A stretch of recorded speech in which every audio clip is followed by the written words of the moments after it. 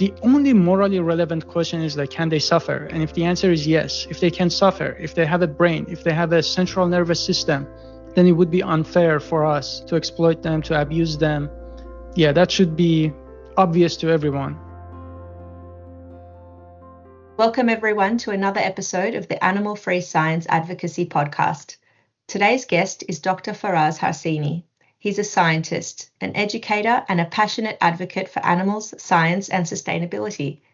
With a PhD in biomedical engineering and a deep commitment to creating a more ethical world, Dr. Harsini is working to end the exploitation of animals across education, research, food systems, and beyond. As the founder of Allied Scholars for Animal Protection, he's empowering the next generation of student leaders to drive change across campuses and communities. From promoting veganism to tackling the climate impacts of animal agriculture, he brings a unique and inspiring perspective to the conversation. Welcome, Faraz, and thank you for joining us today. Thank you so much. Thanks for having me. Faraz, you have quite an impressive CV. You're a biomedical scientist, you work in cancer research, and you're an award-winning animal advocate. What was it that led you to your line of work? Oh God, I think there were so many things. I think just like many other people, I cared about so many other topics in my life, so many injustices and issues. So since I was in college, I was interested in environmental protection. My bachelor was chemical engineering, but I was trying to focus more on environment and biofuels. At the same time, I volunteered in cancer institutes. I'm a musician too, so I was playing music in cancer centers for children. It was like a program inspired by Patch Adams. And he's an American doctor who, pretty much went to hospitals and performed for kids and made them laugh, etc., etc. And this is back in Iran. I'm originally from Tehran, Iran. And seeing cancer patients, especially children, that made me want to do something more about cancer research and just like helping people. At the same time, I was interested in some human rights issues that were going on in my country, free speech. And, we had Afghan immigrants back in Iran. They didn't have the right to pursue education. So I was really concerned about so many different things. And also animals. So my bachelor's thesis was actually dedicated to animals used for research without even having anything to do with animal testing. So my bachelor had nothing to do with animal testing, but for some reason, I had a soft spot for animals exploited for that. And yeah, I dedicated my bachelor to them. And, it was against hunting and other forms of animal exploitation.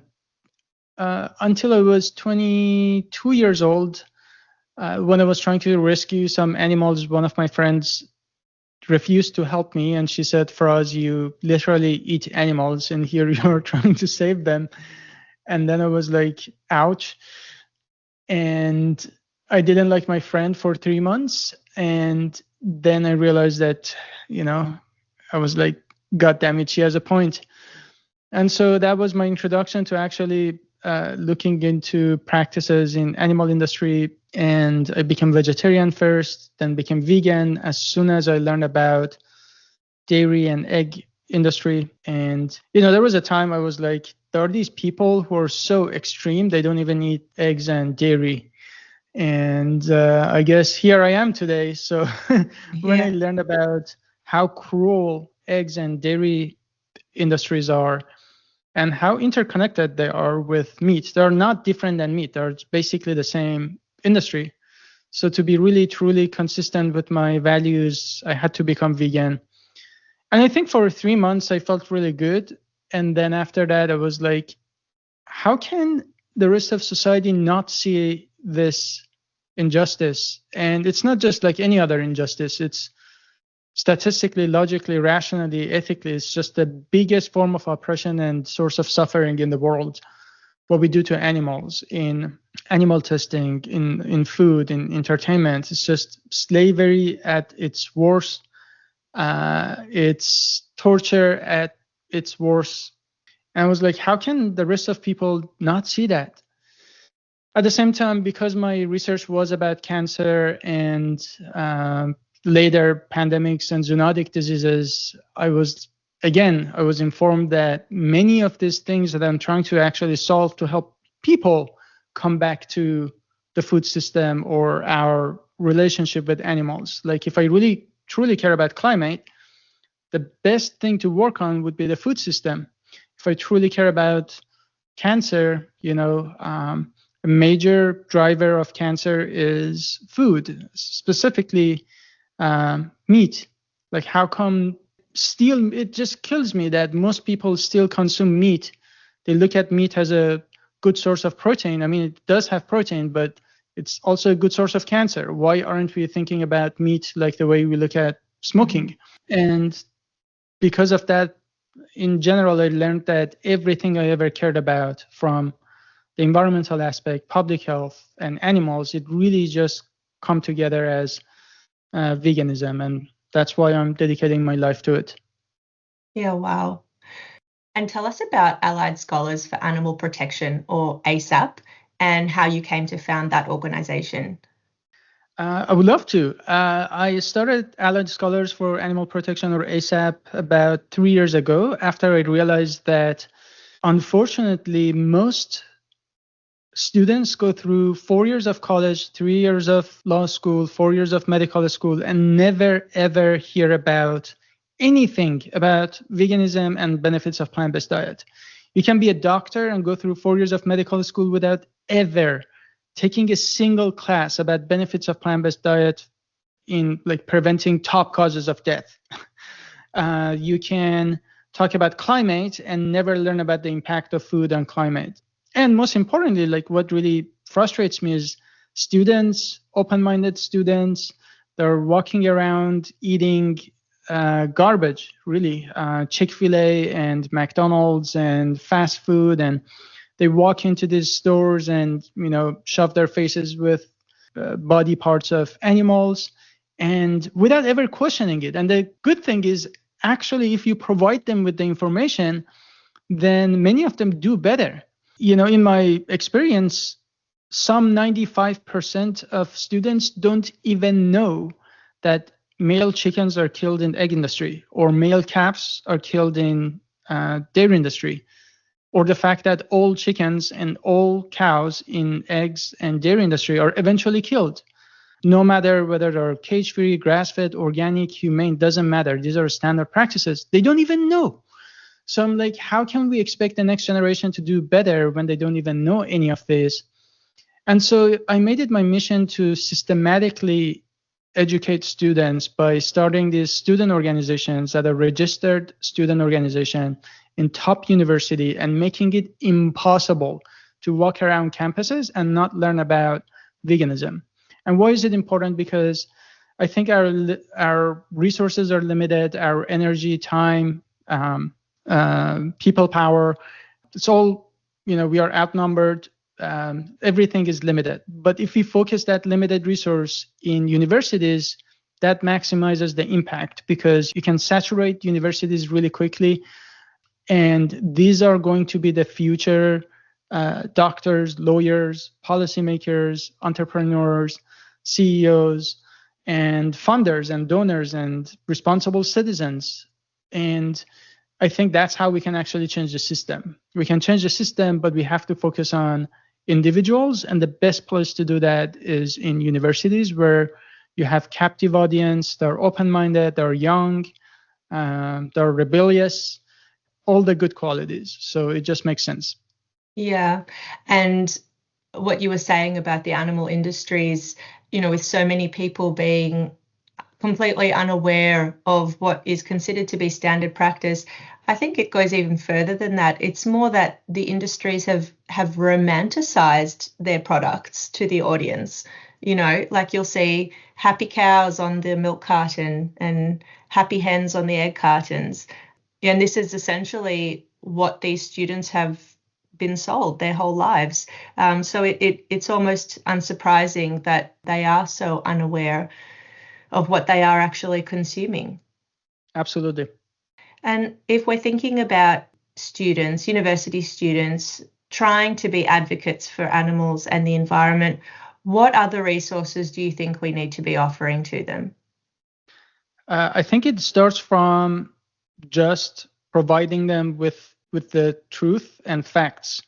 Like you mentioned, they're constantly exposed to animal industry's propaganda by showing them happy animals, by influencing science, by influencing just PR campaigns, massive PR campaigns. And yeah, like you just can't expect students to do any better when they just don't even know the alternatives, right? So providing the education, and then I think just inspiring people to feel that, empowering them to understand that they can actually make a difference. And there are two things I think I really try to focus on. One is it's really hard to be a college student, or anyone really, just really applies to most of us. There is so much going on in the world. Like you open news and it seems like the world is on fire. And everyone has an opinion on everything. And of course, we care deeply about all these causes. But one thing I try to do in my personal life is like, eventually we have to prioritize what we are working on. And I think that the most neglected issue of our time, moral issue of our time, is what we do to animals. Of course, it doesn't mean that when you care about this, you don't care about other causes, but I'm trying to say that it's really fundamental in the way that we look at justice. It's fundamental in many other issues we want to solve, like climate issues and zoonotic diseases and so many other things. It's by far the largest source of suffering and the most neglected one. I can't emphasize this enough. People have different opinions about different things. One thing everyone has in common is they exploit animals unknowingly, right? So that's why I think the first thing I want to do is to help people to see that this is an urgent matter. Veganism is a moral urgency. And the second thing I want to do is to make people feel empowered, that many think that as an individual, they don't have the power to make a difference. And I want them to see that individuals like Rosa Parks, like MLK, like Gandhi, like Ingrid Newkirk from PETA, and so many, every impactful individual they were individuals who did things. And I think that I want people to understand that they have that power to change things. I always say, can you imagine if 20 vegans, bother to write a review for a non-vegan business? When you went to a restaurant and they didn't have good vegan options and you wrote a review and said, I'm not coming back because you don't have good options. 20 vegans could drastically change the reviews of a business and making them make different business choices and literally change the accessibility of vegan options. But oftentimes we complain, we don't do anything. So really, for me to show students that we can take action and we should is my second priority. Yeah, and I think it's very clear that education really is at the heart of all of this, trying to counter all of that false messaging, that false advertising that people have grown up with, or just giving them the resources to know and do better.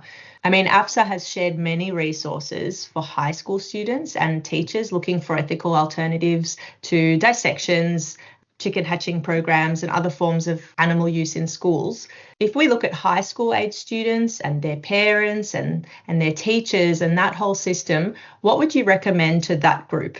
Right. I think there are several organizations, including yours, PCRM, and other organizations that have really good information about the alternatives. And I think, like you said, lack of information is a big problem. When I talk to people and tell them about alternatives to animal testing, the second you talk about animal testing, they think that the alternative is like taking a drug and going to a person and basically harming them. Yeah. They think that alternatives to animal testing means harming people, and that couldn't be farther from the truth. It's literally animal testing that's holding science back. It's the animal testing that actually can mislead science And the alternatives can actually get a lot better if we focus on that, if we dedicate more resources to it. Again, really to educate students and future scientists and policymakers on this is probably the best thing we can do in regards to animals abused in the name of, I guess, science. Yeah. And you've stated publicly animal research is a high risk, low return investment from a scientific perspective. Can you elaborate on those risks and returns? Yes. So the returns are for the most part by chance and accident. So if you get some positive results, it's an accident. But the risks are basically beyond comprehension. And they go in there are many layers into the risks. So let's talk about it. The obvious issue with animal testing is how many drugs could actually cure cancer and have potential to work in humans and cure major diseases in humans. We just never pursued them because they just didn't work in mice or dogs or pigs. So think about it. If the first person who wanted to decide whether caffeine or chocolate is safe for human consumption, they tested it on animals. With the current system, they would have used probably rats and mice, or maybe if they wanted to be more careful or quote unquote more accurate, they might have used pigs or dogs. And what they would have found is that chocolate and caffeine are toxic to humans, because it's toxic to dogs or other mammals, which certainly not the case for humans. I mean, caffeine is toxic in higher dosages, but it doesn't mean that it's not good for humans, right? So the idea here is that how many other drugs could actually work in humans, but we just tested them on the wrong species and we just decided that they won't work. Similarly, we waste a lot of resources and money and time, and we torture a lot of animals in this process, where we test a lot of drugs on mice, and it turns out that it works in mice, and then you take them to humans and they fail, right? So there's that. Animal testing can also make us overconfident. For instance, there are drugs like TGN 1412 is an example of that. They were tested on several animals, but in the last round, they tested them on other primates. Like, that's really as good as animal testing can get, which is usually not the case because primate testing is extremely expensive and there are more ethical issues, I guess. And as good as you can get, you mean that they're most genetically similar to humans? Exactly. Thanks for clarifying. They are the closest to us in terms of genetics. But in this case, they tested this drug 500 times in higher dosage in other primates, and then it was completely safe. And then when they came to humans, healthy volunteers in phase 1 clinical trial, with 500 times less dosage, people had major organ failure. And that's just because we were overconfident because it worked in other primates. And then the other thing is, every time you take results from animal testing and you want to extrapolate and decide what happens, like take those results and apply it to humans, you run into external validity issue. So every time you cross that species barrier, you run into external validity, because at the end of the day, your sample is not from humans. Versus for alternatives for animal testing, we can actually test on human samples and specimen. So that's something you can never do with animal testing. And guess what? With animal testing, you can make some of these animal models a little better over time, but you can never make them good enough. But with alternatives to animal testing, you can, like, as long as science and technology and development is going on, you keep making these alternatives better and better and better. It's like infinite. The progress, the potential for these alternatives, it's infinite. Versus for animal testing, you never make them better because you always have external validity issue. So because of all this, now imagine the budget that a country like Australia, like the US, is dedicating to animal testing. It's a huge portion of the entire money that goes to biomedical research. Now imagine if all that money went to alternatives and things that actually can accurately predict what happens in humans. Can you imagine how much farther we would be if we were spending our money more wisely and not on animal testing? Right, because ultimately, it's like you said, in terms of external validation, whatever results you achieve with animal testing, you then have to try and replicate in a human setting. And it's almost impossible to do that. As many factors as you can replicate, a rat will be a rat, a person will be a person. And so you can never translate that perfectly. And that is essentially, I think, what you're saying here in the face of these non-animal methods or NAMs, where we're actually looking at human-centered, human-specific testing. Exactly. Right, because there is just an enormous amount of money invested in animal testing, whereas NAMs get just a fraction of it. And yet some of the results that they've achieved in such a short time have just been phenomenal, and arguably significantly more than what we've seen in animal testing in several decades. Yeah.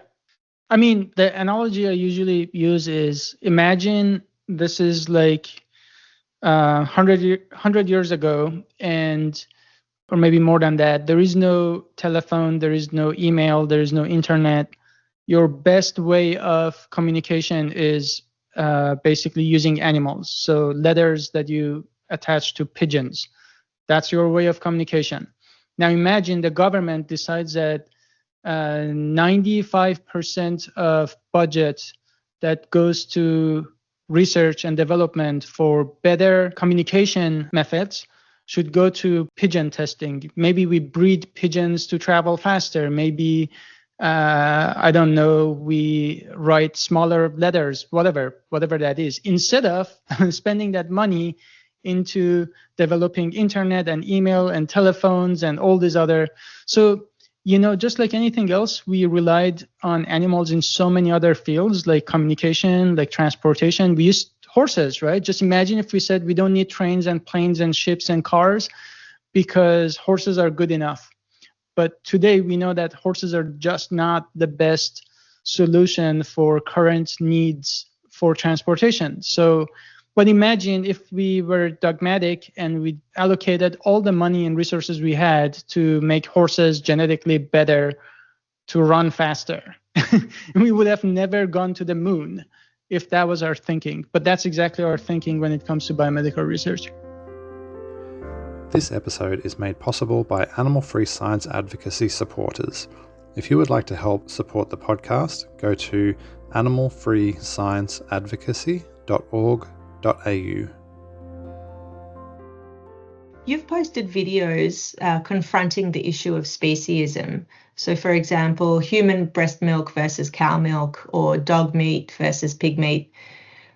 We see similar speciesism occur when people consider animals in laboratories. So, for example, they'll tend to have a greater empathy for dogs and cats used in research, but very little for rodents and fish.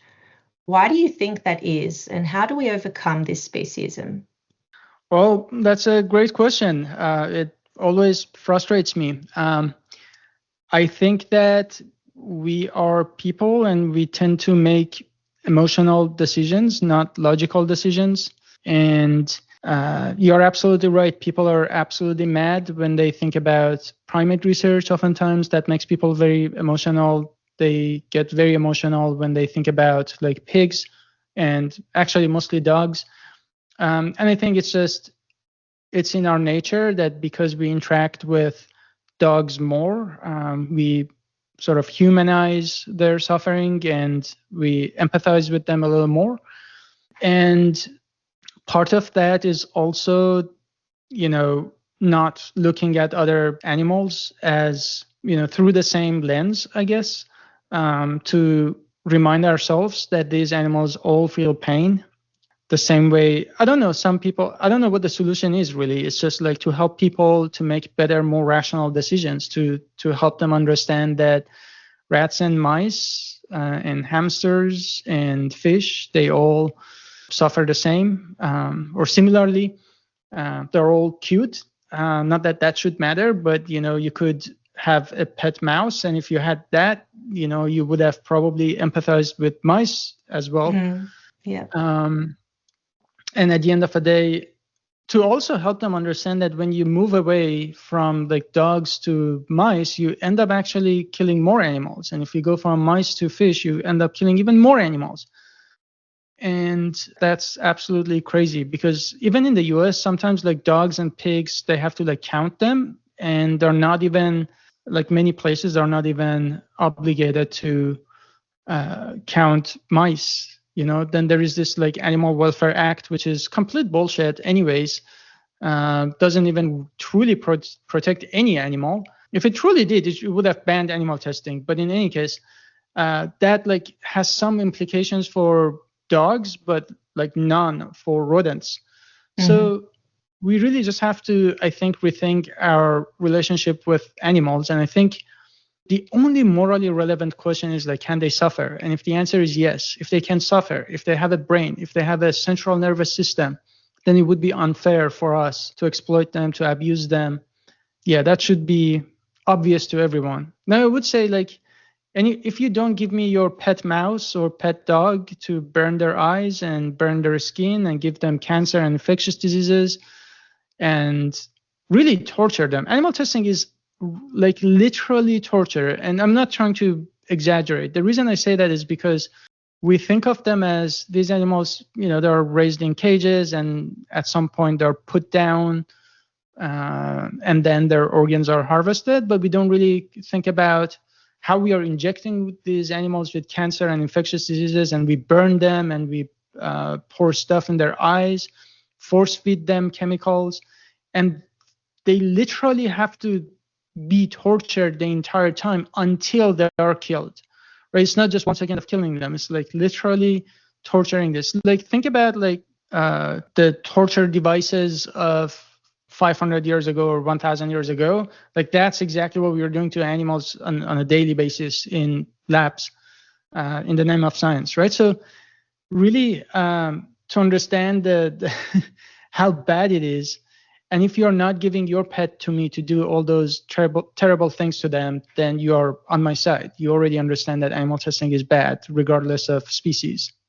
Yeah, and I think one of the hardest things is that people do tend to focus on the actual test that's being performed, but they tend to forget about everything else that comes with being an animal in a research facility. So you might be injected with a drug, you might have, something done to your skin, but around all of that, you're also separated from your family or any sort of, you don't have any social contact whatsoever. There's zero enrichment. You live in a cage. You have no stimulation. You're handled aggressively. You have no rights. And I think people think, well, okay, they've been euthanized in a peaceful way, so that's okay. But actually, their whole life was suffering. And it's really hard for people, I guess, to know about that, because so much of what is done behind closed doors. You're absolutely right. These animals, and I've seen them. I've worked in places that do animal testing. These are dark, dirty cages. These animals are isolated, stressed, and like you said, handled terribly. So imagine if a creature, many times bigger than you, just grabbed you by your tail hanging in the air and just injected you with things or draw your blood every now and then, and you don't know what's happening to you, right? And separated from your family members. And if you're an animal model, a lot of times you're genetically manipulated to literally be born with these diseases. It's like the depth of, that's why it's like literally just torture. I just don't have a better word for it. Yeah. It's definitely cruelty. And unfortunately, we don't see enough legal protections for these animals, if at all. And on that note, with the FDA Modernization Act 3.0 in the works in the US, what do you see for the future of animal testing in America? Do you think this could be the beginning of the end? There is no end, really. I think I don't want to sound pessimistic, but it's actually sometimes motivating for me because I know that the game is never over. It's like there is no end for racism, right? As long as people exist, you can ban slavery, but there will be always people who are racist and oppress people.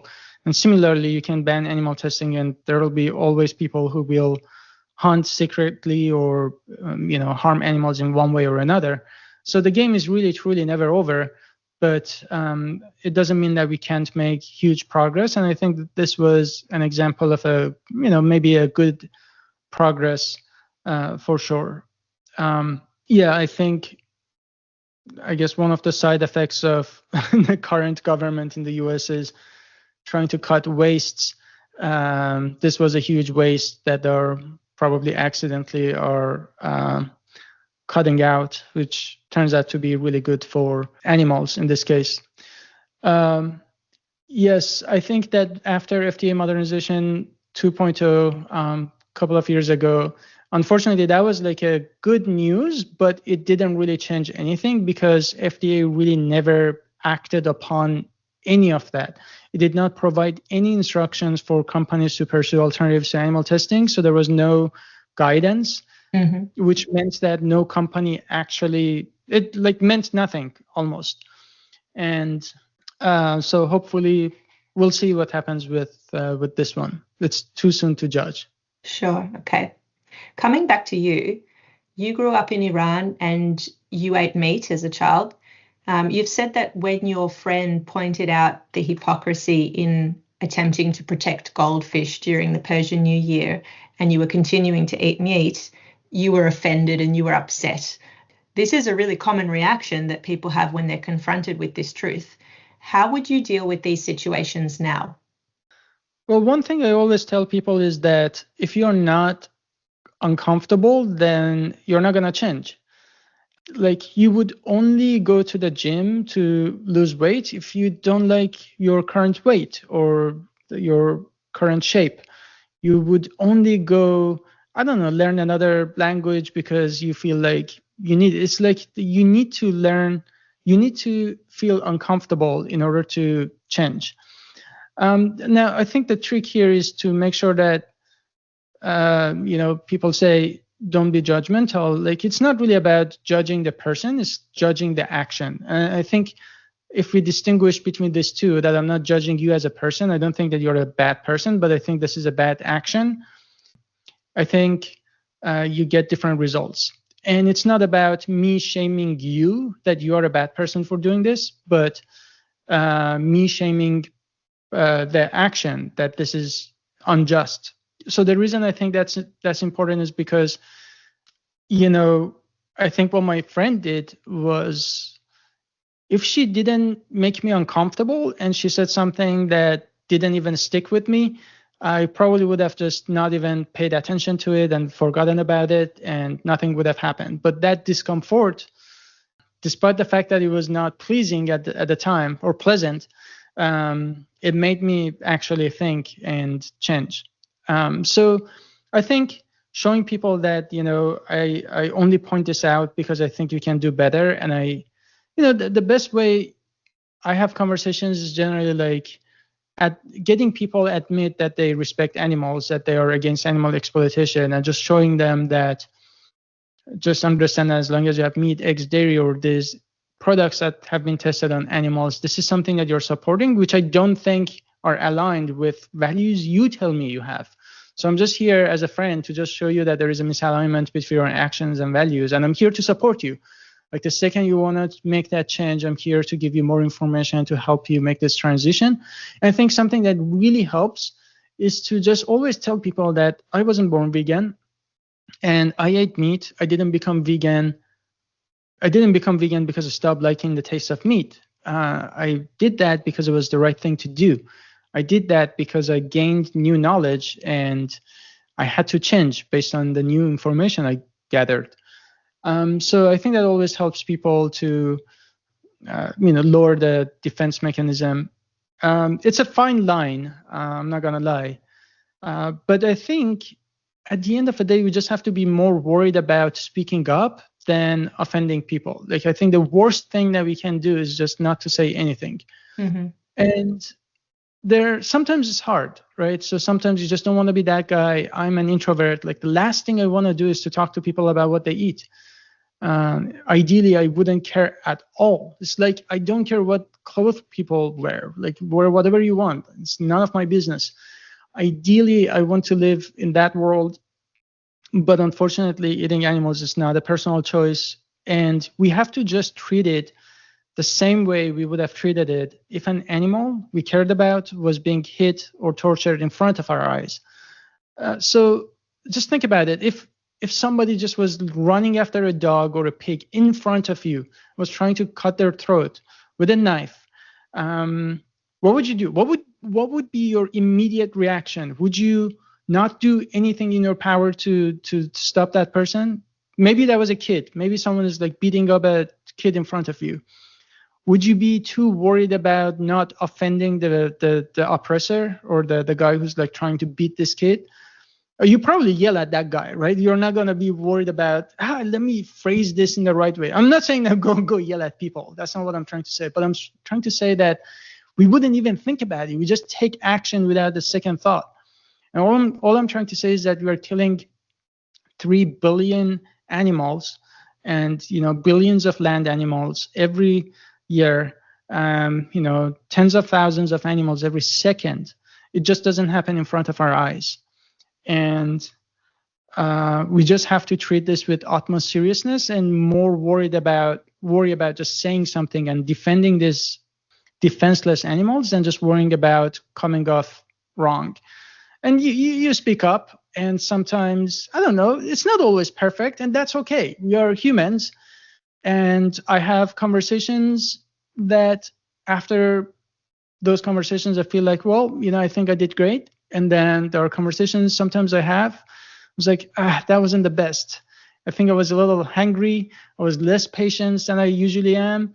But that's okay. We are humans. We make mistakes, and that's okay. But I think the worst thing that we can do is just not say anything. That's the only thing that is not acceptable. Yeah, I think from what you're saying, it sounds like that discomfort is a necessary part of growth, whether you're the person being confronted or you're the person that's speaking up. But once you pass that initial discomfort, it might actually get easier, and then you can start having meaningful engagement, which leads to meaningful actions. Absolutely. I think that discomfort is not from like, I'm judging you, but the discomfort should be focused on helping someone see that buying these products causes so much suffering that is misaligned with their values. So they're uncomfortable not because you said something, but they're uncomfortable because now they get to see the results of their actions. And it is true that sometimes we try to misdirect that anger at the person who just pointed this out. And I think that sometimes it actually comes from that place because we don't want to accept that what we are doing is causing so much harm. So as a defense mechanism, we may reflect that at the person who actually pointed this out. But then it's okay. I did that and many other people have done it. And then after a while you change. And it also shows that just because someone becomes resistant or uncomfortable or sad or upset, it doesn't mean that your outreach or you speaking up didn't work because, here I am. Yeah. Now, similar to your own experience, there are many people that grow up in a culture or with certain religious or familial traditions that can involve the use of animals, and sometimes that use can be cruel. These people can fear ostracism by their own family or community if they speak out against this, and they can even be ridiculed for choosing to be vegetarian or vegan. How would you support a person like this who's looking to make more ethical choices? I try to make them feel empowered that they still have the opportunity to do the right thing. And I personally like to help people to see that even if it's isolating, we should still do the right thing. And I invite them to see that if it was any other form of injustice. For instance, if we were living in like 100 years ago, and I generally talk about myself so that I don't put that person on spotlight, but I just say, if I was living 100 years ago and slavery was normal and legal and my family was doing it and my friends were doing it and it was just like the norm of society. But I realized it's wrong to have slaves and to be racist. Which person do I want to be? Do I want to be a person who just goes with the flow because he or she doesn't have the courage to do the right thing? Or do I want to be the person who says, you know what, this is unacceptable. Not only I'm not going to have slaves, but also I'm going to try my best to help my parents and friends and the rest of society to see that this shouldn't be things should change. And I think that's a difference between someone who goes with the flow and someone who becomes like Rosa Parks or MLK, right? And to see that a simple act like Rosa Parks wasn't like a leader, all she did was like not giving up a seat.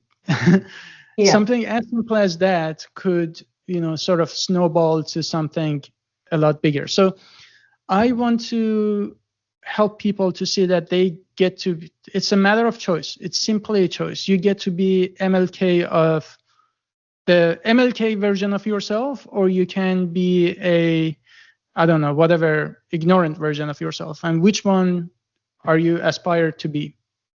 So I like to think about it that way. And then I tell people that, yes, there is culture, there's tradition.